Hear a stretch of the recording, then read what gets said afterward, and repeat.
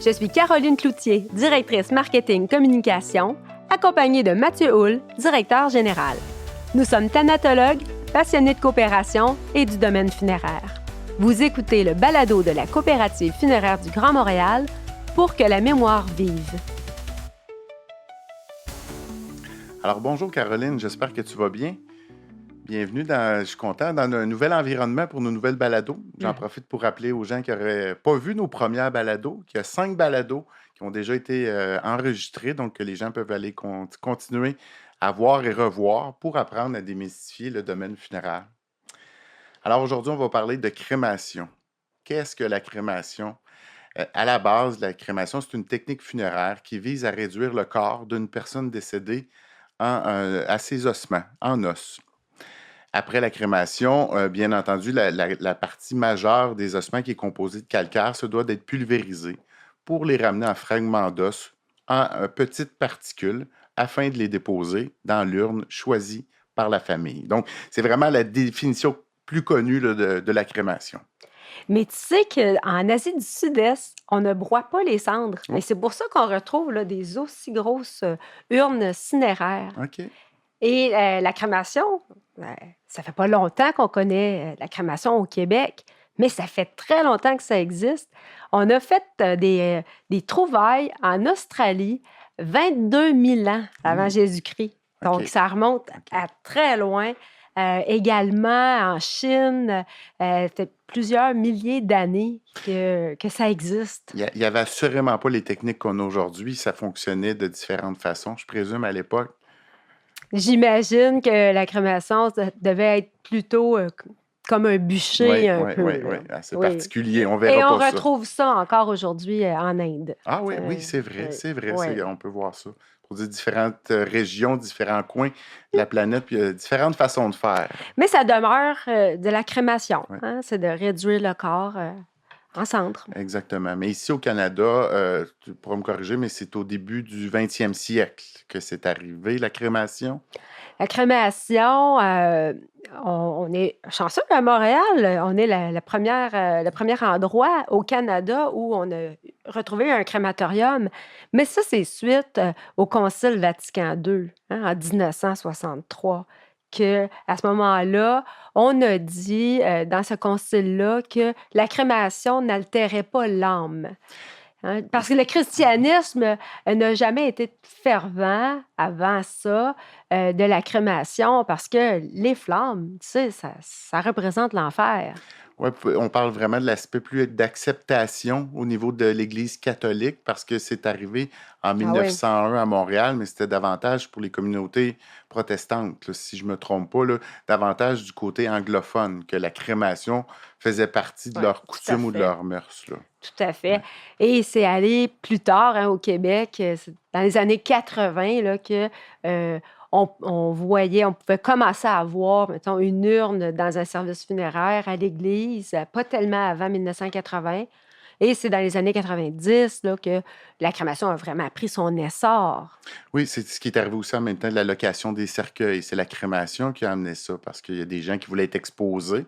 Les gens voulaient dire un dernier adieu au corps, mais ils voulaient la crémation comme mode de disposition du corps. Mais comme tu dis, ça s'est fait progressivement. Ça ne s'est pas fait du jour au lendemain. Même au niveau de l'acceptation, là, il y a des paroisses où les curés étaient plus réticents, fin 70-80. Donc, ça s'est pas fait si facilement que ça, l'intégration dans nos mœurs funéraires.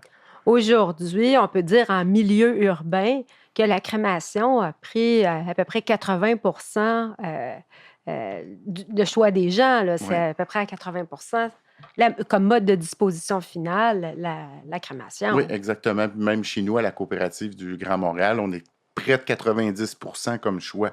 Donc, c'est aussi une question de communauté. Il y a des communautés qui ça ne fait pas partie de leurs mœurs encore aujourd'hui de procéder à la crémation d'un être aimé. Ils sont toujours traditionnels. Tandis que le Québécois de souche, si je peux m'exprimer comme ça, c'est très, très rendu imprégné dans nos choix là, d'options funéraires. Oui, il est ouvert à ça et ça l'a intégré nos rites maintenant. Tout à fait. Tout à fait. Aujourd'hui, on retrouve plus de 100 crématoriums au Québec, d'ailleurs. Donc, il y en a dans toutes les régions. Si on recule il y a 20-30 ans, il y avait des régions qui n'étaient pas desservies non plus par un crématorium, donc ce n'est pas nécessairement une option.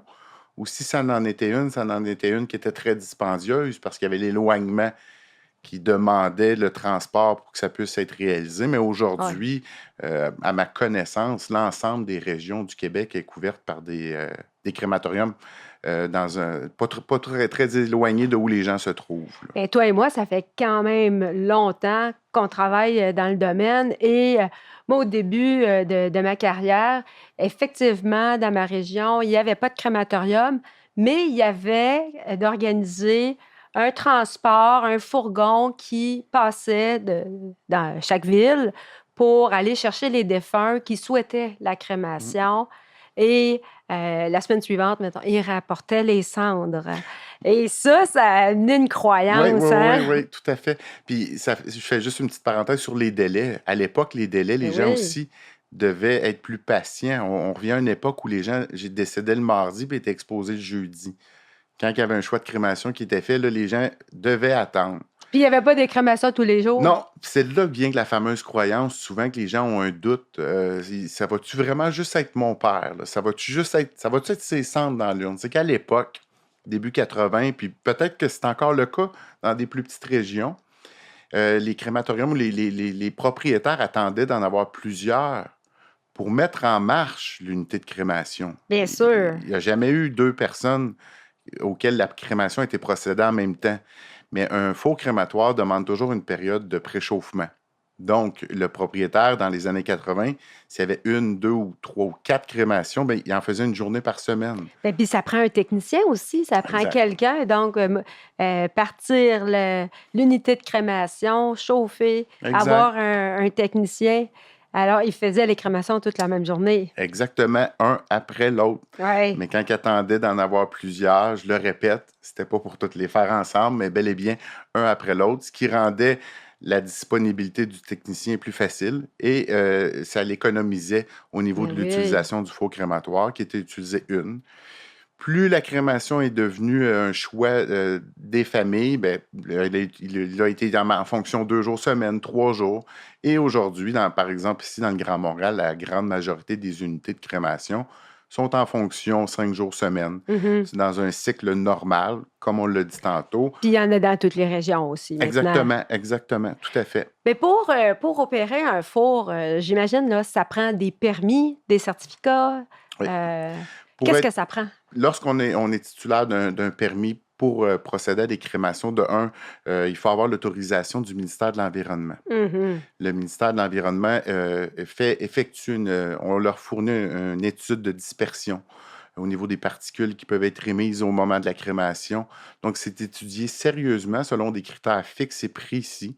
Donc, eux, ils émettent l'autorisation afin d'utiliser une unité de crémation, un four crématoire. Ça prend également un permis du ministère de la Santé et Services sociaux. OK. Dans le domaine funéraire, on est régi par le ministère de la Santé et Services sociaux. On ne s'improvise pas gestionnaire d'un four crématoire, donc il y a des critères fixes et précis à ce niveau-là également. C'est certain qu'on se doit d'avoir un terrain, une autorisation de la municipalité où on est installé. C'est requis généralement dans le zonage également du terrain où on s'installe. Donc, c'est tous ces éléments-là. Il y a une formation, bien entendu, lorsqu'on débute à manipuler, à utiliser un four crématoire. On se doit Ouais. d'être formé afin de l'utiliser. Puis, par la suite, on n'est pas laissé à nous-mêmes. OK. Lorsqu'on parle d'une nouvelle installation à la fin de la première année ou dans la première année, on se doit d'effectuer des tests atmosphériques pour s'assurer qu'on est conforme aux lois et règlements en vigueur. Et par la suite, aux 5 ans, on doit produire un rapport. Je dis on, c'est pas la maison funéraire qui le produit, mais c'est OK. une firme d'ingénierie qui est mandatée pour venir étudier quelles sont les particules, quels sont les éléments qui sont rejetés lors d'une crémation par notre four crématoire.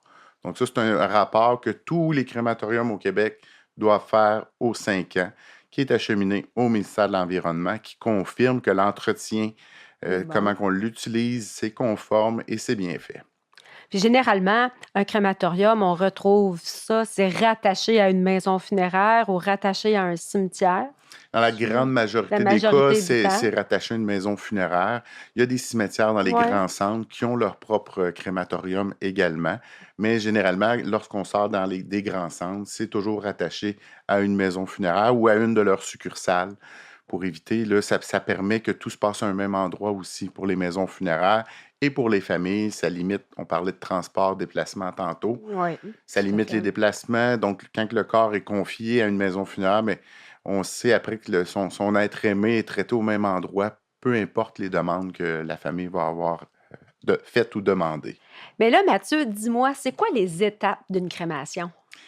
Les étapes de la crémation, la première étape qui est primordiale, puis c'est même établi au niveau de la loi, du règlement d'application, c'est que, bien entendu, aucune crémation ne peut avoir lieu moins de 6 heures après le décès et qu'un médecin ait constaté le décès. Ah ben, ça va de soi. On s'entend que c'est la base. Bien entendu, jamais non plus on va procéder à une crémation sur une demande au téléphone. Donc, on se doit de rencontrer la famille, prendre les arrangements et la famille va nous autoriser, via une requête de crémation, nous autoriser à procéder à la crémation. Écrite. Exact, tout à fait. Avec une signature de l'exécuteur testamentaire ou de la personne vraiment mandatée par la famille, on s'entend que c'est une action qui n'est pas réversible. Uh-huh. Donc, une fois que cela est fait, que nous avons récupéré le corps, nous, on se doit bien entendu de s'assurer de l'identité de la personne. Je le répète une dernière fois, c'est pas réversible. Donc, on s'assure qu'il s'agit bel et bien de la bonne personne, qu'on a en main le constat de décès du médecin, qu'on a la requête de crémation et toujours s'assurer de demandes spéciales ou particulières. Il y a des gens qui demandent des fois une mèche de cheveux, un souvenir particulier, de déposer une lettre avec le défunt. Ouais. Donc, c'est toutes des mesures qui, chez nous, par exemple, sont toujours faites en double. Donc, il y a une double authentification, une double vérification, requête de tout ce que je t'ai expliqué pour s'assurer qu'il n'y a pas d'oubli qui est fait. Bien entendu, il y a une vérification usuelle du défunt. Est-ce qu'il y avait un élément? Est-ce qu'il y a des bijoux? Est-ce qu'il y a des boucles d'oreilles qui n'ont pas été enlevées? Puis la famille a demandé de les récupérer. Donc, tout ça, c'est fait. Lunettes. On s'assure également une particularité que la personne n'avait pas de stimulateur cardiaque. OK. Pourquoi? Parce que c'est une batterie. Donc, c'est dangereux. Ça peut créer... J'utilise le terme explosion, mais ce n'est pas une échelle nucléaire. On s'entend, ça va créer un boom qui peut endommager à long terme l'unité de crémation. Okay. La question va avoir été posée à la famille au moment de la rencontre, mais même si elle a été demandée, la vérification est faite en temps et lieu pour s'assurer que ce n'était pas un oubli ou quoi que ce soit qui a été fait. Mais qui le retire, ce fameux stimulateur? C'est un thanatologue. Toujours le thanatologue. Exactement. C'est le thanatologue qui est mandaté, qui peut prendre action sur le corps afin de retirer le stimulateur cardiaque. Donc, généralement, avec la requête qui est indiquée, le corps rendu au crématorium, l'action a été faite. Ouais. Mais la vérification se refait quand même là, pour simplement s'assurer que rien n'a été oublié encore une fois. Il y a des gens qui ont des fois l'inquiétude, c'est-tu vraiment ma mère? C'est-tu vraiment notre personne qui, du début à la fin, c'est très clair que c'est toujours, je l'ai dit aussi tantôt, une personne à la fois. Puis tout au long du processus, il y a une identification qui suit le corps sur le contenant de crémation, sur l'unité de crémation durant la crémation, après la crémation, lorsque les os sont retirés. C'est la partie majeure des os avec une perche qui sont retirés de l'unité de crémation, sont déposés dans un plateau pour fin de refroidissement.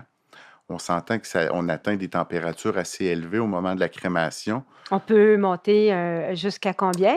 Un four crématoire, il y a 2 chambres. La chambre primaire, c'est l'endroit où se trouve le corps. Ça peut varier en fonction du poids de la personne et quelle crémation c'est dans la journée. Plus la journée est longue, plus le four va être chaud. Ah oui. Mais où se trouve le corps? On parle d'une température qui peut varier entre 600 et 900 degrés Celsius. La chambre secondaire, qui est la chambre arrière et en dessous de l'unité de crémation, c'est ce qui brûle toute fumée ou particules. C'est une température qui est fixe, qui se maintient au minimum à 1000 degrés Celsius, même plus précisément qui est fixe à 1005 degrés Celsius du début à la fin de la crémation. Juste pour compléter l'identification, donc ça l'accompagne l'urne, les cendres, jusqu'à la mise en urne, de même qu'un médaillon d'identification qui est une obligation par la loi sur lequel on retrouve le numéro de crémation, le nom de l'entreprise funéraire comme référence. Donc, il ne peut pas avoir d'erreur. Non, Il peut le pas avoir processus d'erreur. est très, très, très méticuleux du début à la fin. On a un registre de crémation dans lequel sont enregistrées les heures de début, les heures de fin. Donc, tout est consigné de façon très précise afin d'éviter là, tout mélange ou quoi que ce soit. Mais l'identification et ce suivi-là est sacré. Et là, la famille va venir récupérer les cendres et là, ils auront un choix à faire. 4 façons de disposer des cendres. Oui, il y a différentes possibilités pour les gens. Généralement, il y a une cérémonie avant qui peut se faire soit au salon ou à l'église. Par la suite, Des fois, elle a été faite aussi, avant, en présence du corps. Très bon point. Dans le fond, la crémation n'est pas la finalité. Ça n'empêche pas qu'avant, il y ait une exposition ou après aussi. C'est vraiment la mode de disposition du corps. Les gens après peuvent déposer l'urne en terre dans le lot familial au cimetière. Au columbarium, Oui. à la coopérative funéraire ou dans un Exactement. columbarium d'un cimetière. Exactement. Tout comme s'ils désirent amener l'urne à la maison, ils peuvent le faire. Il y a des gens aussi, on en a parlé d'ailleurs dans d'autres balados, ils peuvent disperser les cendres, une partie des cendres. Donc, il y a une panoplie de possibilités qui s'offrent aux gens. Avoir des petits bijoux avec des cendres intégrées. Exact. Une distinction qui se fait par rapport à l'inhumation traditionnelle, c'est que les gens ont davantage de temps pour prendre leurs décisions également. Oui, il n'y a rien qui urge. Exactement. Puis s'ils l'amènent à la maison, n'empêche rien que par la suite, dans 1 an, 2 ans, peu importe, ils peuvent aller le déposer en terre ou au columbarium. Ils ont ce délai-là qui, on s'entend, ne serait pas permis avec un corps. Absolument. Donc, ils peuvent faire un choix différent au bout d'un certain temps, Tout à fait. sauf dans le cas de la dispersion qui est irréversible. Exactement, tout à fait. Ouais. Merci pour cette belle capsule d'informations sur la crémation. Ça fait plaisir. Puis, on n'a pas parlé de l'aspect technique de la crémation, mais ça, les gens qui désirent en connaître, il n'y a pas de gêne à avoir. On est ouvert. Les gens peuvent communiquer avec nous, peuvent nous faire des demandes en ligne. Si des gens sont curieux, comment ça fonctionne vraiment, l'action de la crémation, mais ça va nous faire plaisir d'y répondre. Toujours. Et toutes les questions sont bonnes. Merci. Merci.